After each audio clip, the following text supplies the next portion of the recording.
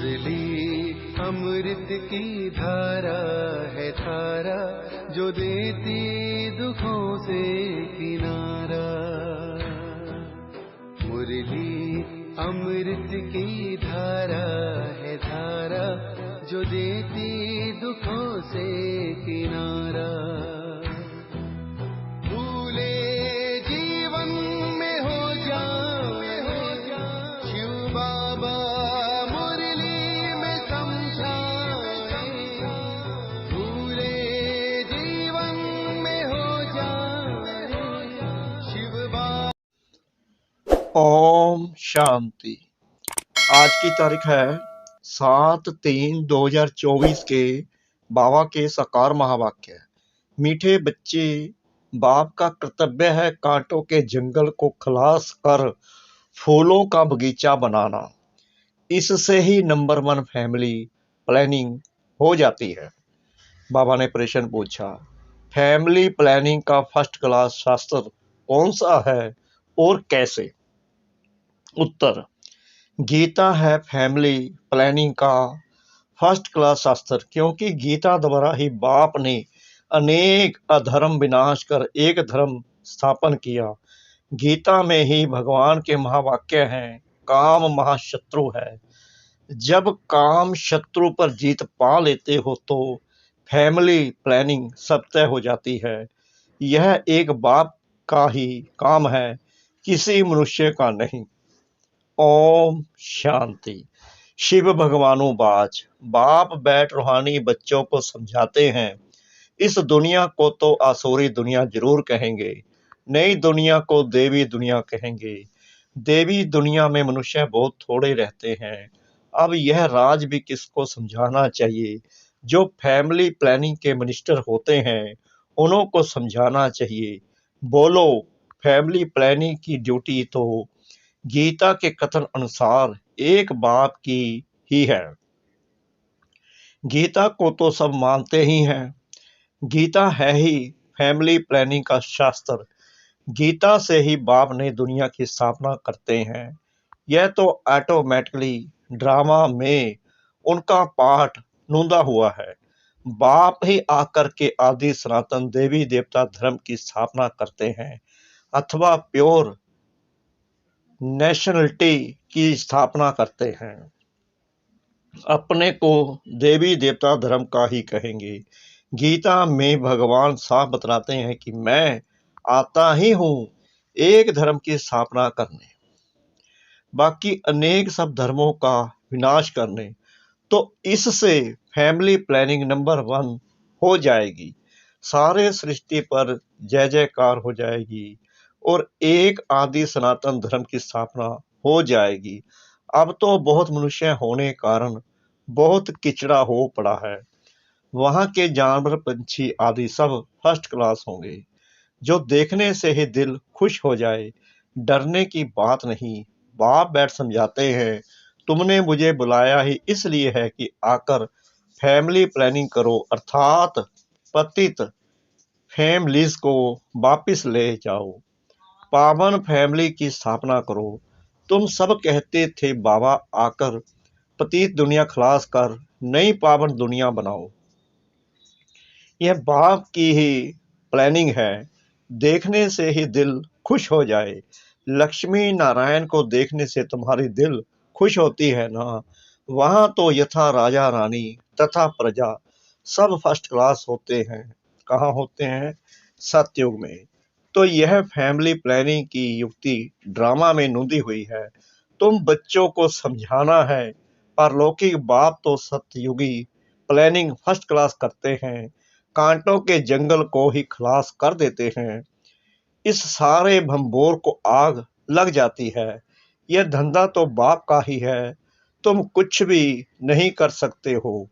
कितनी भी मेहनत करो, सक्सेसफुल कोई हो ना सके। बाप कहते हैं, जिस काम विकार को तुम अपना मित्र समझते हो वह बड़ा भारी दुश्मन है। बहुत हैं जो उनके मित्र बन जाते हैं। बाप ऑर्डिनेंस निकालते हैं, तुम इस पर विजय पहनो, तुम समझाओ। बाप कहते हैं, काम महाशत्रु है। विचारों को पता ही नहीं कि फैमिली प्लानिंग कैसे हो रहा है। यह तो कलप कलप बाप करते हैं ड्रामा अनुसार, फिर यह होना ही है। सत्युग में बहुत थोड़े मनुष्य होते हैं, इसमें फिक्र की कोई बात नहीं। बाप प्रैक्टिकल में यह काम कर रहे हैं, वो लोग कितना माथा मारते हैं। एजुकेशन मिनिस्टर को भी समझाओ, अभी के करेक्टर्स कितने खराब हैं, देवताओं के करेक्टर्स कितने अच्छे थे।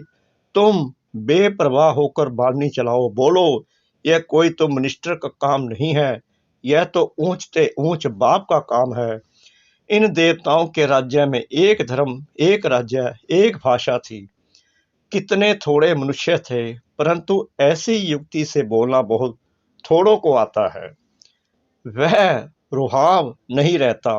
उनको यह लक्ष्मी नारायण का चित्र दिखाना चाहिए। यह फैमिली प्लानिंग बाप ने ही की थी, अब फिर कर रहे हैं। इनके राज्य की स्थापना हो रही है। बाबा ने कहा है, यह लक्ष्मी नारायण का चित्र हमेशा फ्रंट में रखो और बत्तियां आदि खूब लगाओ।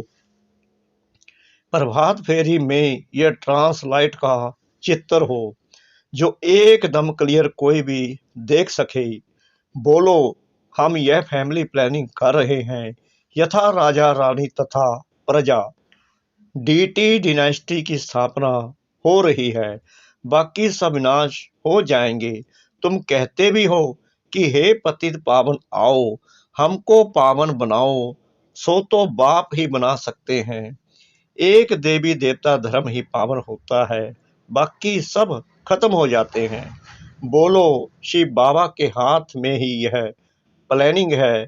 सत्युग में यह प्लानिंग हो जाती है, वहां है ही देवता वंश, शूद्र होते नहीं।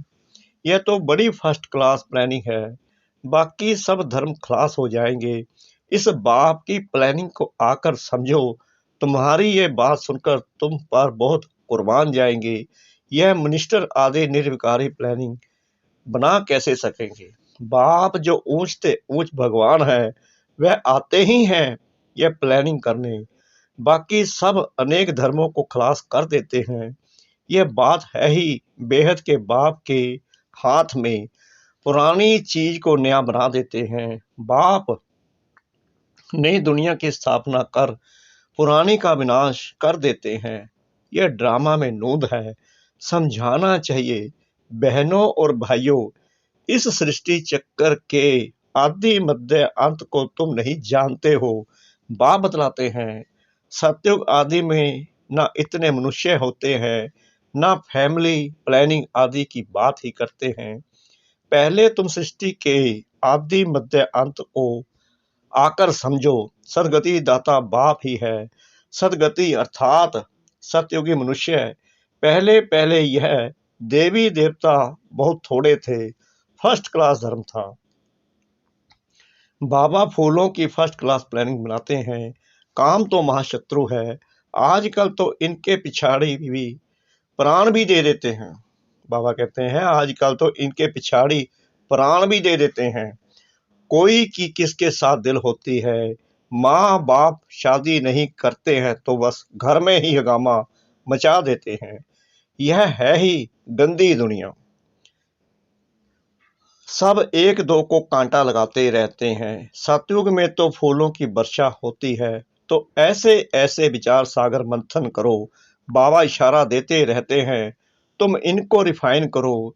चित्र भी भिन्न भिन्न प्रकार के बनाते हैं। ड्रामा अनुसार जो कुछ होता है वह ठीक है, किसको समझाना भी बहुत सहज है।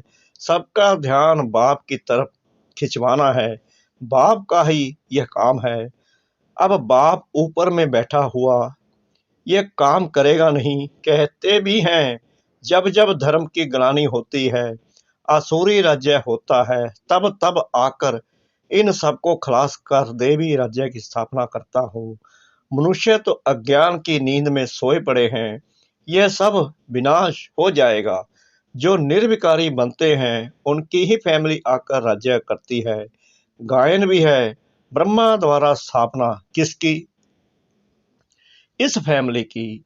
यह प्लानिंग हो रही है। ब्रह्म कुमार कुमारियां पवित्र बनते हैं तो उन्हों के लिए जरूर पवित्र नई दुनिया चाहिए। यह पुरुषोत्तम संगम युग बहुत छोटा है, इतने थोड़े समय में कितनी अच्छी प्लानिंग कर देते हैं। बाप सबका हिसाब किताब चुकतू कराए अपने घर ले जाते हैं। इतना सारा किचड़ा वहां नहीं ले जाएंगे, छी छी आत्माएं जा ना सके। इसलिए बाप आकर गुलगुल बनाकर ले जाते हैं। ऐसी ऐसी बातों पर विचार सागर मंथन करो, तुम रियलाइज करते रहते हो। बाप कहते हैं मैं एक धर्म की स्थापना कराने तुमको रिहर्सल करा रहा हूँ। यह फैमिली प्लानिंग किसने की? बाप कहते हैं मैं कल पहले मिसल अपना कार्य कर रहा हूँ। पुकारते ही हैं पतित फैमिली से बदलकर पावन फैमिली स्थापन करो। इस समय सब हैं पतित, शादियों पर लाखों खर्चा करते हैं, कितना शाद माना करते हैं और ही पावन से बदल पतित बन जाते हैं। तुम बच्चों को अब यही ईश्वरीय धंधा करना चाहिए, सबको समझाना चाहिए। सब आसुरी नींद में सोए पड़े हैं, उनको जगाना चाहिए। गोरा बनकर औरों को भी बनाए तो बाप का प्यार भी जाए। सर्विस ही नहीं करेंगे तो मिलेगा क्या? कोई बादशाह बनते हैं तो जरूर कोई अच्छे कर्म किए हैं, यह तो कोई भी समझ सकते हैं। यह राजा रानी है, हम दास दासियां हैं, तो जरूर आगे जन्म में कर्म ऐसे किए हैं। बुरे कर्म करने से बुरा जन्म मिलता है, कर्मों की गति तो चलती रहती है। अब आप तुमको अच्छे कर्म करना सिखलाते हैं, वहां भी ऐसे जरूर समझेंगे कि अगले जन्म के कर्मों के अनुसार ऐसे बने हैं, बाकी क्या कर्म किए हैं वह नहीं जानेंगे। कर्म गाए जाते हैं, जितना जो अच्छा कर्म करते हैं वह ऊंच पद पाते हैं। ऊंच कर्मों से ही ऊंच बनते हैं। अच्छे कर्म नहीं करते हैं तो झाड़ू लगाते हैं, भरी ढोते हैं। कर्मों का फल तो कहेंगे ना, कर्मों की थ्योरी चलती है। श्रीमत से अच्छे कर्म होते हैं, कहाँ बादशाह कहाँ दास दासियां। बाप कहते हैं अब फॉलो फादर, मेरी श्रीमत पर चलेंगे तो ऊंच पद पाएंगे। बाप साक्षात्कार भी कराते हैं। यह मम्मा बाबा बच्चे इतने ऊंच बनते हैं, यह भी कर्म है ना। बहुत बच्चियां कर्मों को समझती नहीं है, पिछाड़ी में साक्षात्कार सबको होगा। अच्छी तरह पढ़ेंगे लिखेंगे तो नवाब बनेंगे, रूलेंगे पीलेंगे तो होंगे खराब। यह तो उस पढ़ाई में भी होता है भगवानुवाच। इस समय सारी दुनिया काम चिता पर जल मरी है। कहते हैं स्त्री को देखने से अवस्था बिगड़ती है, वहां तो ऐसे अवस्था नहीं बिगड़ेगी। बाप कहते हैं नाम रूप देखो ही नहीं, तुम भाई भाई को देखो, बड़ी मंजिल है। विश्व का मालिक बनना है, कभी किसकी बुद्धि में नहीं होगा। यह लक्ष्मी नारायण विश्व के मालिक कैसे बने? बाप कहते हैं मैं तुमको स्वर्ग का मालिक बनाता हूँ। यह लक्ष्मी नारायण सर्वगुण संपन्न थे। आजकल जिनका तुम नया ब्लड समझते हो वह क्या करते रहते हैं? क्या गांधी जी यह सिखा कर गए? राम राज्य बनाने की भी युक्ति चाहिए, यह तो बाप का ही काम है। बाप तो एवर पावन है, तुम फिर 21 जन्म पावन रह फिर 63 जन्म पतित बन जाते हो। समझाने में इतना मस्त बनना चाहिए। बाप बच्चों को समझाते रहते हैं बच्चे पावन बनो। अच्छा मीठे मीठे सिकरा दे बच्चों प्रति माता पिता बाप दादा का याद प्यार और गुड मॉर्निंग। रूहानी बाप की रूहानी बच्चों को नमस्ते। हम रूहानी बच्चों की रूहानी बाप दादा को श्रद्धा भरी प्रेम भरी नमस्ते। शुक्रिया बाबा, शुक्रिया बाबा, शुक्रिया बाबा। इस मीठी मीठी मीठी मुरली के लिए धारणा के लिए मुख्य सार। नंबर 1, अपनी अवस्था सदा एक रस अडोल बनाने के लिए किसी के भी नाम रूप को नहीं देखना है। भाई भाई को देखो, दृष्टि को पावन बनाओ, समझाने में रुहाब धारण करो। नंबर 2, बाप का प्यार पाने के लिए बाप समान धंधा करना है। जो आसुरी नींद में सोए हुए हैं उन्हें जगाना है, गोरा बनकर दूसरों को बनाना है। वरदान शिव पिता सतगुरु का। अपने सरल स्वभाव और शुभ भाव द्वारा भोलानाथ बाप के प्यार का अनुभव करने वाले आकर्षण मूर्त भव। भोलानाथ बाप को सबसे प्रिय भोले बच्चे हैं। भोले अर्थात जो सदा सरल स्वभाव, शुभ भाव और स्वच्छता संपन्न, मन और कर्म दोनों में सच्चाई और सफाई वाले हैं। ऐसे बच्चे आकर्षण मूर्त बन बाप को भी अपने ऊपर आकर्षित करते हैं। भोलानाथ बाप ऐसे सरल स्वभाव भोले बच्चों के गुणों की माला सिमरन करते हैं। भगवान को भोलापन प्यारा है। आप बच्चों ने अपने भोलेपन से ही भगवान को मोह लिया, उन्हें अपना बना लिया। स्लोगन अपने चेहरे और चलन से गुण व शक्तियों की गिफ्ट बांटना ही शुभ भावना, शुभ कामना है। अपने चेहरे और चलन से गुण व शक्तियों की गिफ्ट बांटना ही शुभ भावना, शुभ कामना है। ओम शांति।